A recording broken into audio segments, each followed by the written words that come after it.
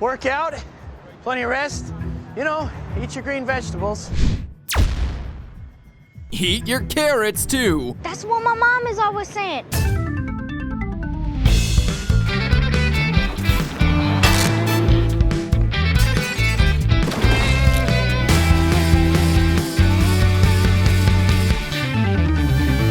Hello, Internet! Welcome to Food Theory, the show that you should watch in a well-lit room when you're seated a healthy distance away from the screen. Just like Mom always said, don't want you needing glasses after all. Or, you know what, just ignore all that. Yeah, that little bit of folk wisdom about the dangers of sitting too close to the TV actually dates back to the 1950s and 60s when cathode ray tubes actually did emit noticeable levels of radiation. So the dangers were less about losing your eyesight and more about growing a third eye. Anyway, here's another bit of wisdom that you might have heard from Grandma. Eat your carrots, they'll help you see better. In fact, they'll make your night vision better. This is one that I definitely heard a lot as a kid. In fact, it made such an impression to me as a kid who needed glasses that I would go to Ponderosa, which was the local all-you-can-eat buffet at the time, and just load up my plate with mountains of shredded carrots. No joke, I was just committed to being able to see better. And even though I'm not so worried about my eyes anymore, it's still a tradition that I've carried on, getting a plate full of carrots every time I go to any sort of like all-you-can-eat restaurant like that. But tradition aside, is there any truth to this, like at all? Should people be canceling their LASIK appointments and instead be stocking their fridges with carrots? Well,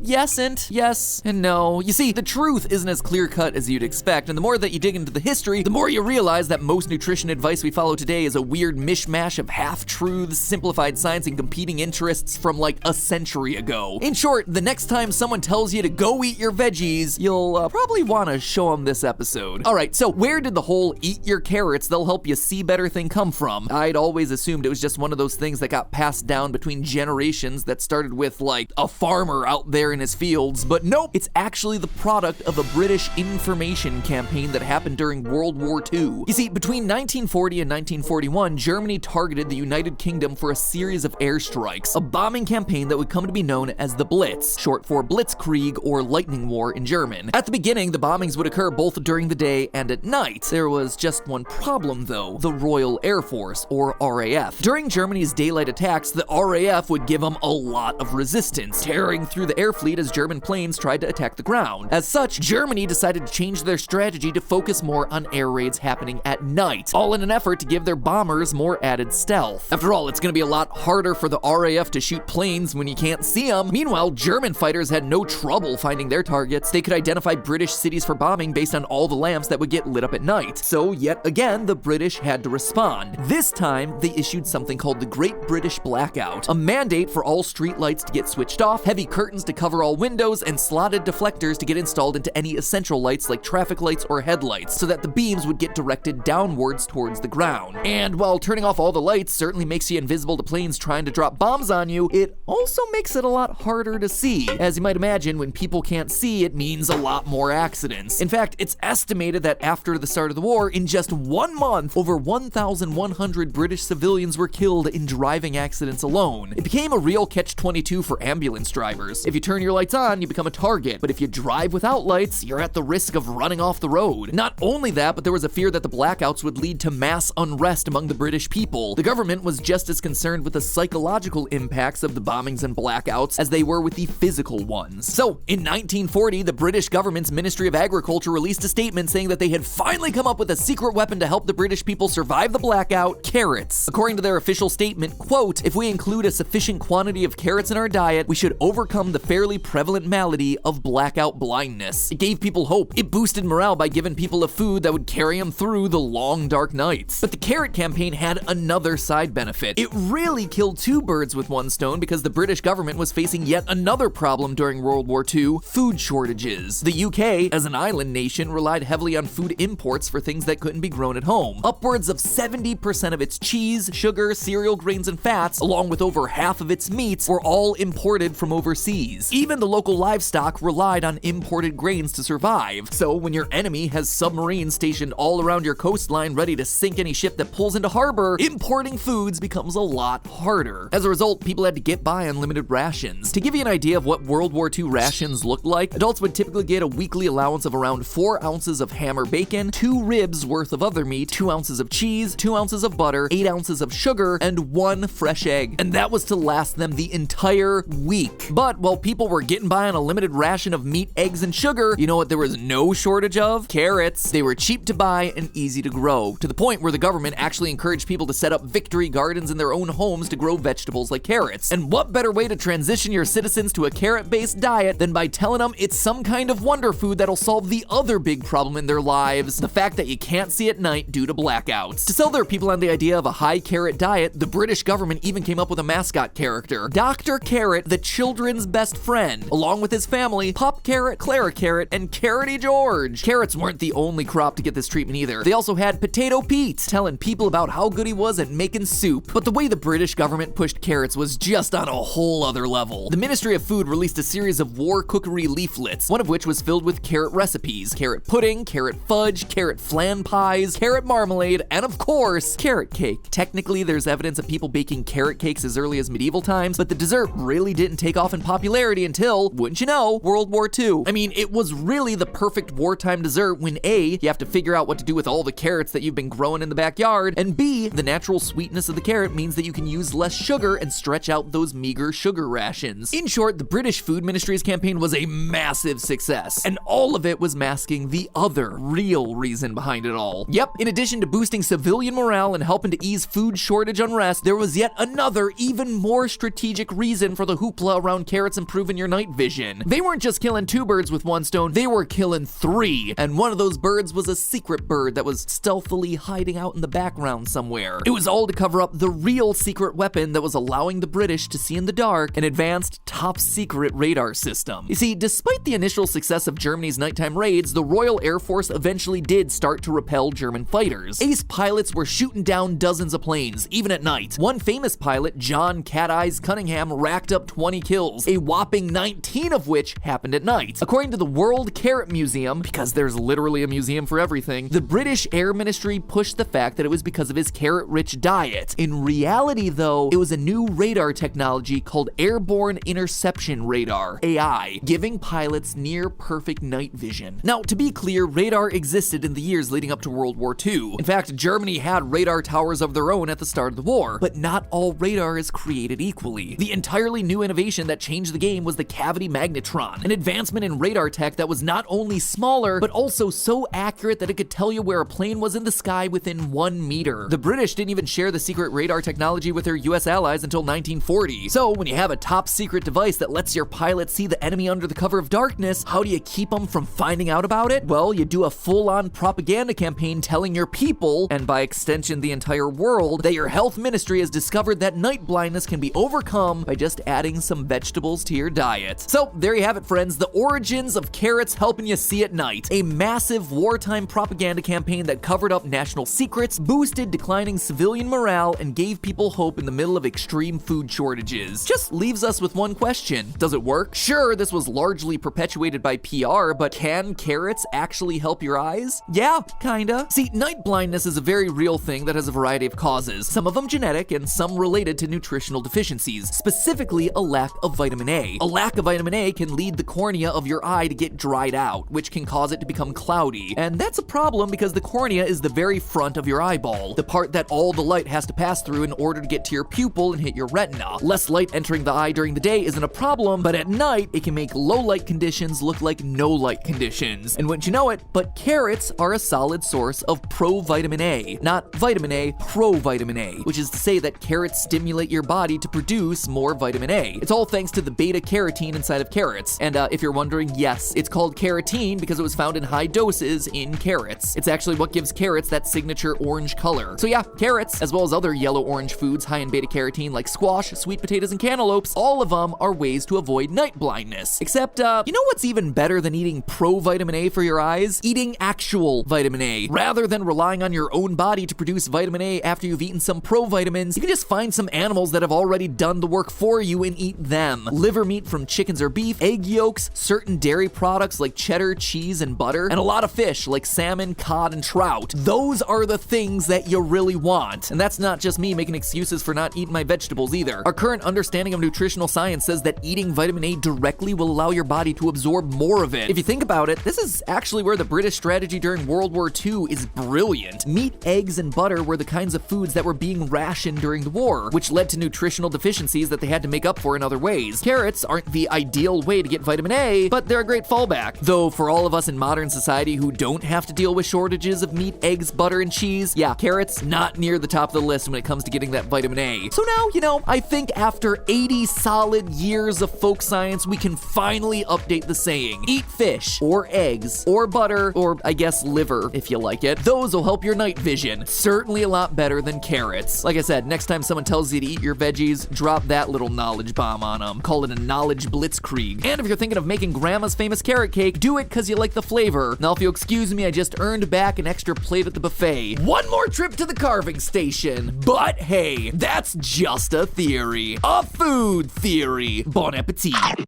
And hey, if you enjoyed this episode about the series of lies that gave rise to the carrot myth, check out the series of lies that led to the creation of the McDonald's Chicken McNugget. That episode is on the left. Or if you're hungry for more, load up your plate with the episode on the right, where I show you how to beat the buffet. You will not believe some of the ways that they try to trick you into eating less. And I'll see you all next week.